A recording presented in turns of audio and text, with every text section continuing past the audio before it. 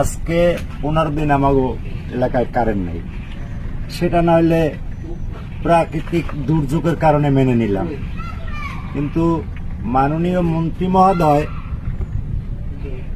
বিদ্যুৎ ও জ্বালানি মন্ত্রী, আপনার দৃষ্টি আকর্ষণ করছি এই বলে যে তো পল্লী বিদ্যুৎ আপনি তার পিতা, আপনার পল্লী বিদ্যুৎ আলারা আমার জায়গায় যে খুঁড়ি করছে তার কোনো ভাড়া নাই, এর কাছ থেকে আমি মিটার কিনি, আমার ঘরে লাগাই, আমার দ্বিগুণ দিয়ে ভাড়া কাটে হালার পোহালারা। এই আপনার কাছে একটা নালিশ দিলাম।